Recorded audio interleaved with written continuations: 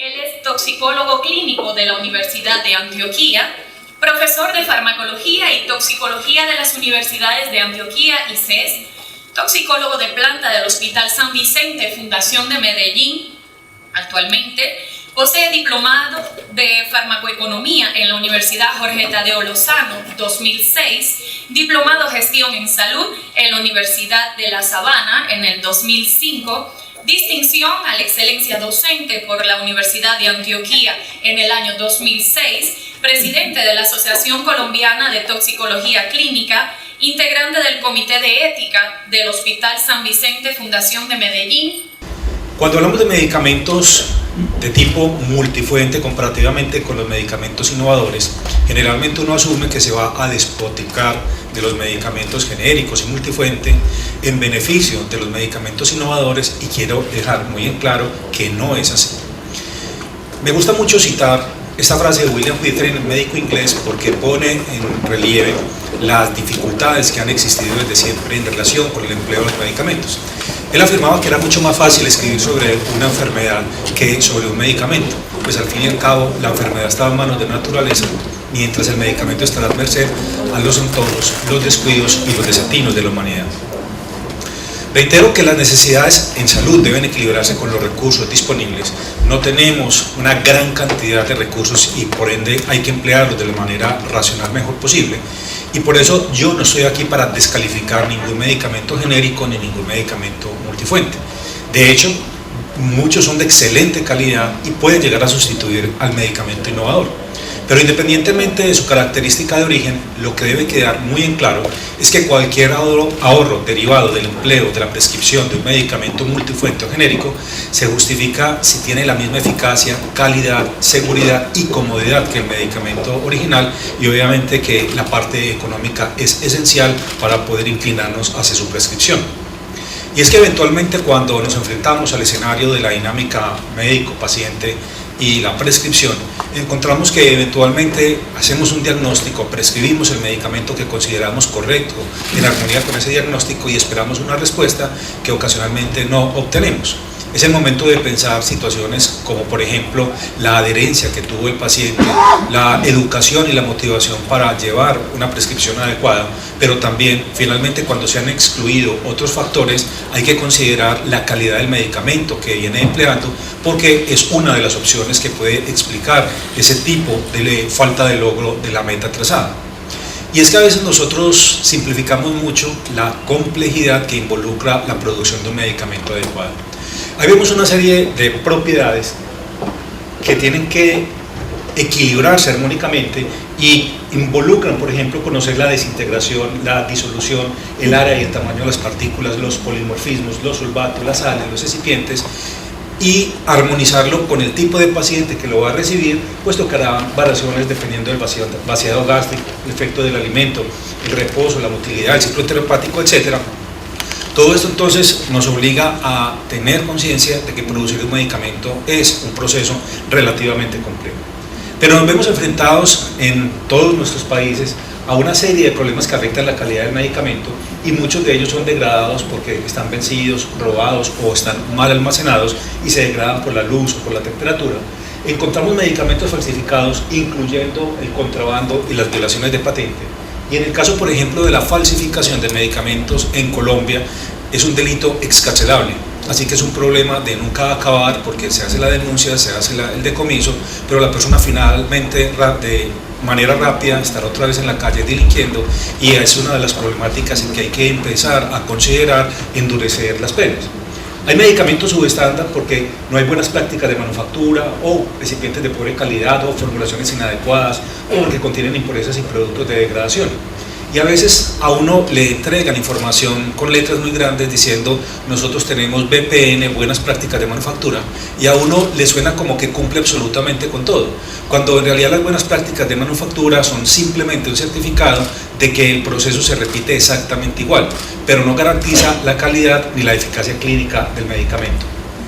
Así que la globalidad es un universo de medicamentos que pueden tener problemas por ser subestándar.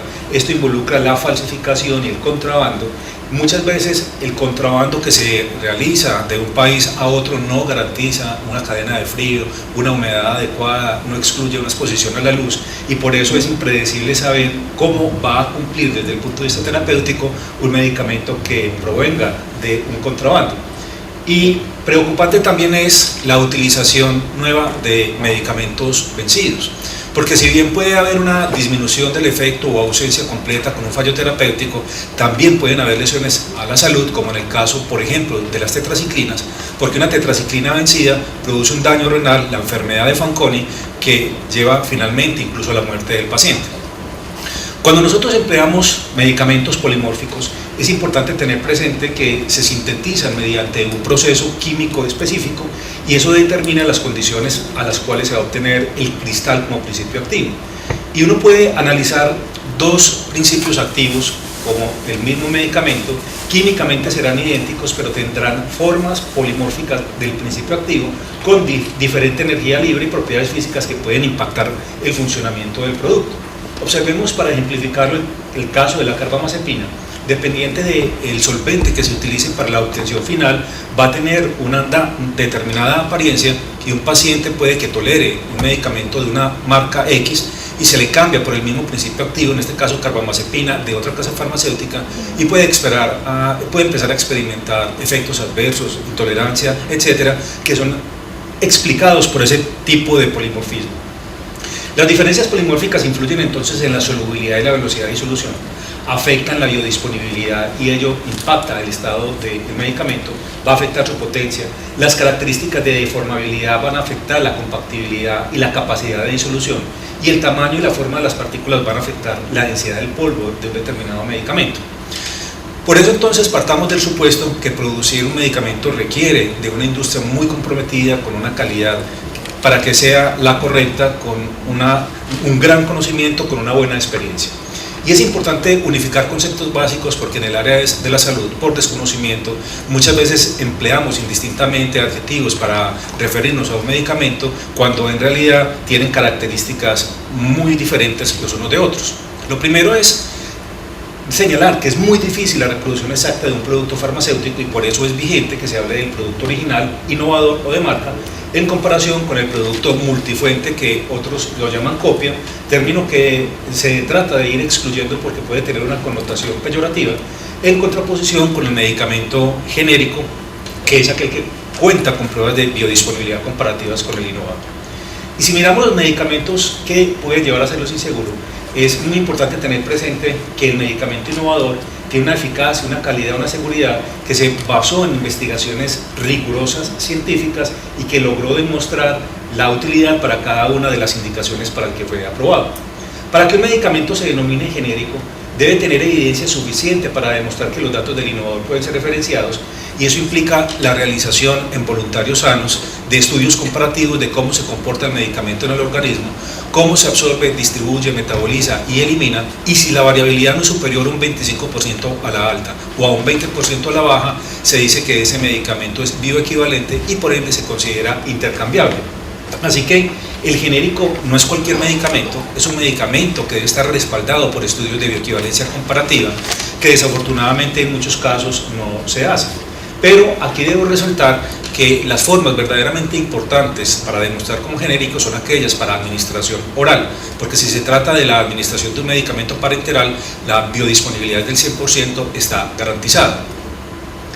Hay una serie de medicamentos que se denominan los medicamentos subestándar copia, y estamos hablando aquí de un medicamento que no tiene la evidencia para sustentarse en relación con el innovador. La bioequivalencia no ha sido demostrada, la calidad no ha sido establecida, y por lo tanto ese medicamento multifuente no puede automáticamente considerarse intercambiable con el medicamento innovador, y debe ser motivo, si se prescribe, de un estricto seguimiento farmacoterapéutico a fin de demostrar que tiene la eficacia, calidad y seguridad que el medicamento innovador o que otro medicamento de tipo genérico. Ahí empezamos entonces en que los medicamentos multifuente hay que observarlos de una manera mucho más detallada, tener una farmacovigilancia mucho más incentivada. Pero hay medicamentos subestándar que no cumplen con las especificaciones necesarias para garantizar calidad, eficacia y seguridad y que pueden asociarse a fallos terapéuticos o a la aparición de eventos adversos. Y el contrabando definitivamente un grave problema porque no tenemos datos del origen del medicamento, como tampoco conocemos su composición de manera detallada y con frecuencia deliberada y fraudulentamente están mal etiquetados con respecto a la entidad o su procedencia. El medicamento ilegal constituye entonces una fuente de preocupación. Ojalá tuviésemos una gran cantidad de medicamentos genéricos que cuenten con los estudios pertinentes. Ahí abro un paréntesis porque no todos los medicamentos de administración por vía oral requieren de estudios de biodisponibilidad comparativa. Si el medicamento tiene una gran permeabilidad y sobre todo una gran solubilidad, se va a absorber de manera fácil. Basta con realizar las pruebas de disolución lote por lote para su comercialización, con la certeza de que si cumple con las pruebas de disolución va a tener buena biodisponibilidad. Las pruebas de disolución consisten en tomar 12 cápsulas o tabletas, ubicarlas al interior de un aparato, el disolutor, que semeja las condiciones a las cuales el medicamento va a pasar por el tracto gastrointestinal y en general si un medicamento está bien formulado, el 85% del medicamento debe lograr la disolución en los primeros 15 minutos. Es importante también no equivocarnos empleando el término de medicamento genérico en vez de denominación genérica. Los médicos estamos obligados a prescribir en denominación genérica, es decir, con el nombre que se conoce internacionalmente el principio activo en el mundo. Muy diferente de un medicamento genérico porque el medicamento genérico es aquel que una vez vencida la patente del innovador realizó pruebas de biodisponibilidad comparativa y demostró la bioequivalencia. Así que uno puede perfectamente prescribir en denominación común internacional o denominación genérica y si considera que para un paciente se requiere un medicamento específico, a continuación le podría colocar entre paréntesis, por ejemplo, la marca que él está considerando necesaria para ese paciente. Para que un medicamento entonces en realidad sea denominado genérico, debe acreditar estudios de biodisponibilidad y bioequivalencia. Si no los tiene, el medicamento pertenece entonces al grupo multifuente o copia porque no tiene esos estudios de bioequivalencia. Por eso es importante aclarar que el medicamento copia o multifuente es aquel que no cuenta con pruebas de bioequivalencia y puede tener equivalencia farmacéutica, es decir, puede tener la misma biodisponibilidad en el sentido de presentación, dosificación, vía de administración, etcétera, pero no cuenta con el estudio de biodisponibilidad comparativa que permita afirmar que ese medicamento es genérico. ¿Y por qué es importante analizar la bioequivalencia? Porque cualquier cambio en la formulación, en la manufactura de un medicamento puede incidir en la respuesta alcanzada en términos de periodo de latencia, entendido como administración e inicio de la acción y la duración misma de esa acción. También eventualmente nos dicen nuestro producto es equivalente químico con el producto original y cuando nos hacen referencia a equivalencia química nos hacen referencia a que tienen única y exclusivamente la misma cantidad rotulada del medicamento, pero nos pueden estar omitiendo información que es esencial, como por ejemplo el tipo de sal en que fue diseñado el medicamento. Por eso no es lo mismo uno tratar a un paciente con metoprolol tartrato o metoprolol succinato. El metoprolol tartrato tiene suficientes estudios que avalan su utilidad en el contexto del tratamiento de la hipertensión arterial. Pero cuando nos enfrentamos a un paciente que tiene, por ejemplo, una extrasistolia ventricular, una arritmia ventricular, requiere metoprolol succinato porque este medicamento, a diferencia del tartrato, se libera de manera sostenida, manteniendo concentraciones séricas estables con mínima variabilidad.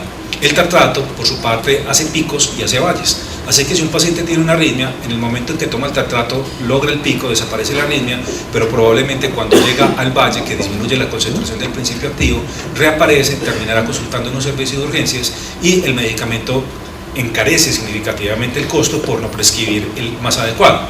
No es lo mismo prescribir una vitamina K1 farmacológicamente activa desde el comienzo a una vitamina K3 que debe ser activada en el hígado y por lo tanto un paciente, por ejemplo, sobre anticoagulado con warfarina, deberá recibir para revertirlo exclusivamente vitamina K1 y no se lograría ese resultado con la K3. No es lo mismo mandar un carbonato de calcio o un citrato de calcio, porque el carbonato es una sal que muchas personas experimentan intolerancia gástrica y por lo tanto no lo toman o simplemente empiezan a tomar omeprazol, ranitidina o antiácidos. Y el requisito número 1 para que el carbonato de calcio se absorba es acidez gástrica. Así que una persona que esté tomando omeprazol, ranitidina, antiácidos concomitantemente con carbonato de calcio no está tomando nada. Esa persona requeriría citrato de calcio que tiene mejor biodisponibilidad que el carbonato y cuya biodisponibilidad no se ve afectada adversamente por medicamentos que alcalinicen el pH gástrico. Por eso hay que trascender el término de equivalencia química e indagar además si el producto ofrece equivalencia farmacéutica. Y dos productos son considerados equivalentes farmacéuticos no solamente si contienen el mismo principio activo fármaco, sino también la misma sal o derivado químico, y además deben ser idénticos en presentación, potencia, concentración, dosificación y vía de administración para poder ser equivalentes farmacéuticos. Es importante también no confundir que un medicamento, por tener equivalencia farmacéutica, ofrezca equivalencia terapéutica, porque en Colombia hemos tenido dificultades con algunas de las universidades que cuentan con facultad de química farmacéutica, porque la industria ha solicitado la certificación de que presentan equivalencia farmacéutica, y si la universidad dice ese mismo principio activo fármaco del original, en el mismo tipo de sal, idéntica en presentación, potencia, concentración, dosificación y vía, y ellos por iniciativa agregan, por lo tanto tenemos la misma calidad y la misma eficacia terapéutica, lo cual no es cierto. Dos productos son considerados equivalentes terapéuticos, o sea, además de ser equivalentes farmacéuticos, cuentan con estudios de que empleados a la misma dosis, los efectos respecto a eficacia y seguridad son esencialmente los mismos.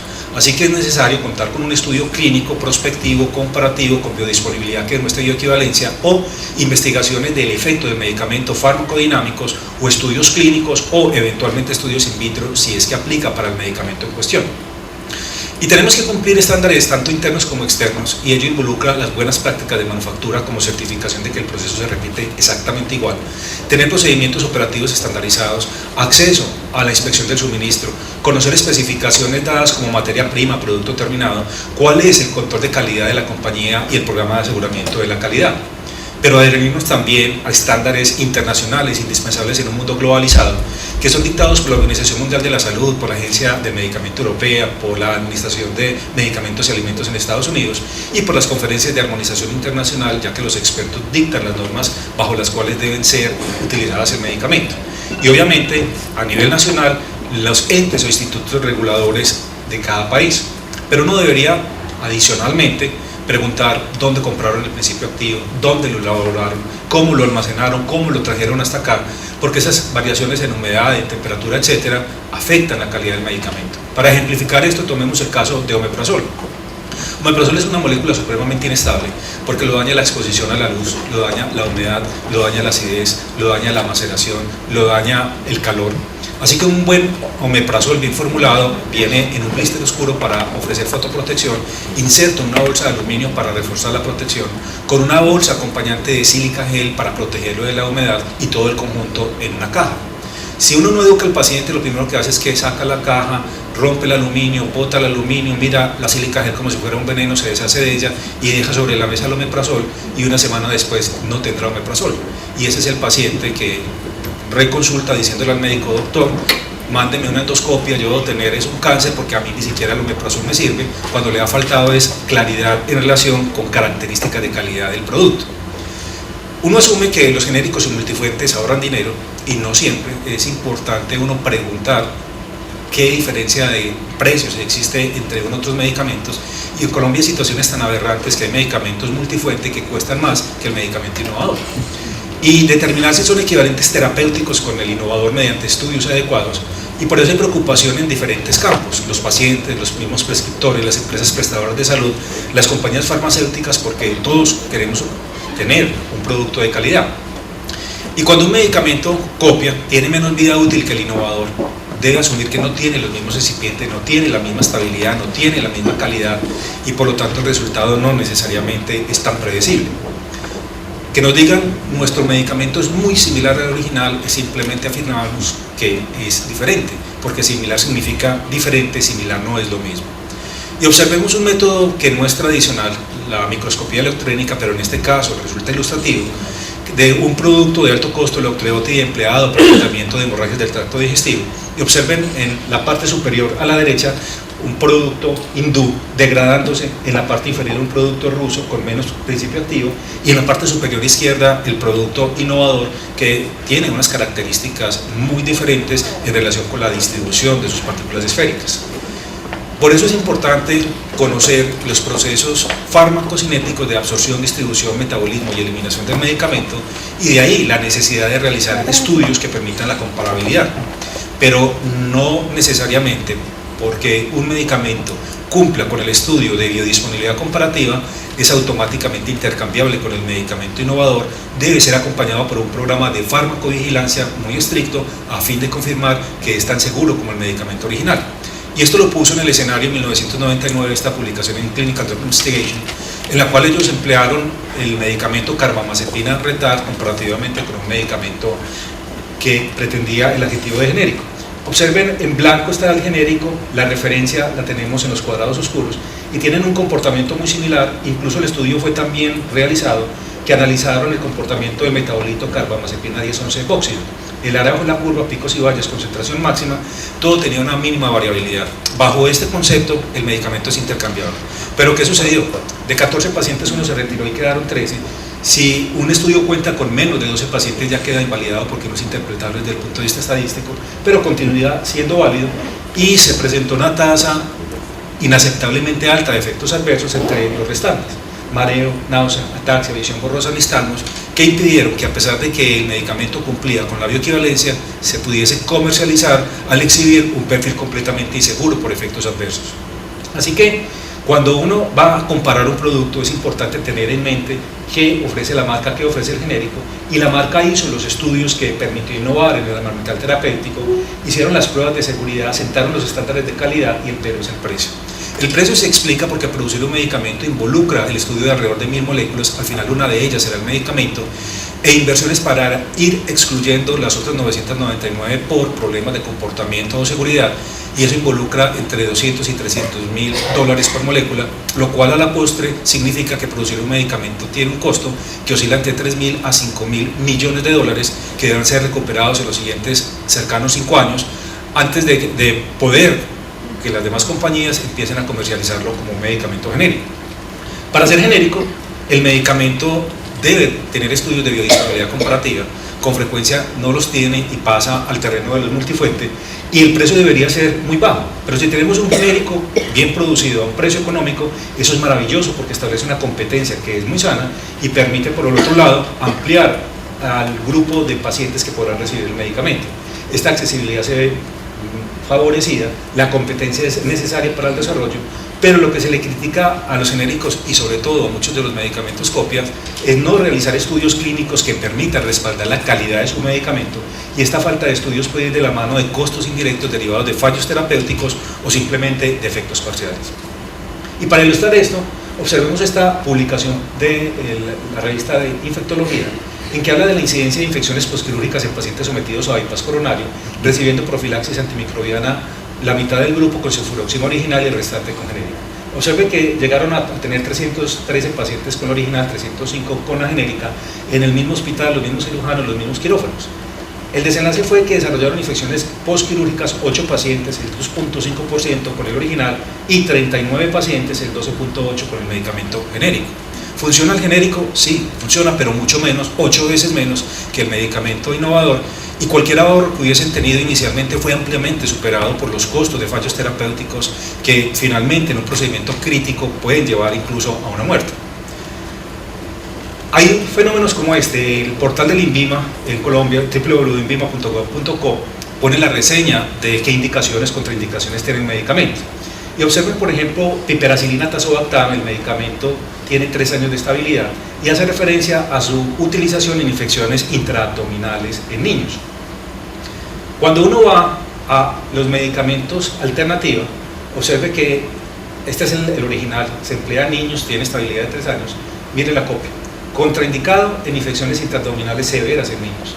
Así que uno dice, debe haber sido un error, porque lo que es la indicación en el medicamento original es una contraindicación en este, que es una copia, y no es un error. Es simplemente porque el medicamento original tiene un quelante de metales, el EDTA, el ácido etilendiaminotetracético, que quela los iones de zinc que están presentes como contaminantes no declarados en las soluciones parenterales que empleamos para disolver el medicamento, llámese dextrosa o solución salina. Y el zinc rompe el anillo beta-lactámico, forma material particulado y obstruye pequeños capilares, en especial la de los niños por su diámetro menor, finalmente llevando a obstrucción de los vasos abdominales y pulmonares, lo que puede llevar a la muerte. Y no en todas las unidades de cuidados intensivos en Colombia utilizan el medicamento innovador para neonatos. La pregunta es, ¿cuántos pudieron haber tenido una serie de complicaciones derivadas de un producto que no tiene la calidad que le gustaría a uno que tuviese? porque habrá un bloqueo mecánico de arteriolas y capilares de pequeño calibre, porque se activarán las plaquetas y los neutrófilos, generarán microtrombos oclusivos y esto obviamente impactará adversamente sobre la actividad vasomotora de ese paciente. Por eso, de entre muchos ejemplos, uno debería colocarse en el lugar del paciente. Uno quisiera recibir el derecho a la igualdad, a tener un medicamento con la calidad garantizada, tan bueno como el que uno le prescribiría a su madre en caso de tenerla enferma. Porque los pilares del tratamiento involucran comodidad, eficacia, seguridad y calidad. Y pareciera que la comodidad no es importante, pero es de lo más importante porque va de la mano con la calidad. Yo tuve la posibilidad, por ejemplo, de a mi hija llevarla al pediatra porque tenía una otitis y él le prescribió una claritromicina de marca. Cuando yo fui a la farmacia a averiguar cuánto costaba, valía alrededor de $50. Así que pregunté si había algún producto genérico por curiosidad. Me dijeron, sí, hay uno muy bueno a $5. Cuando uno encuentra una diferencia tan significativa, pues por curiosidad compré ambos. Cuando lo reconstituí, preparé el jarabe, probé el original y estaba muy bien enmascarado el amargo propio de la claritromicina. Y cuando probé el producto de $5, experimenté unas náuseas marcadas porque era un producto mal formulado, porque era un producto que no disolvía y era supremamente amargo. Y si uno le prescribiera esto a un paciente, con seguridad se toma la primera dosis, pero de ahí no más, la infección progresará y obviamente las complicaciones serán mayúsculas por ahorrar en algo que no se debería. Mil gracias por la atención que me dispensaron, estoy atento.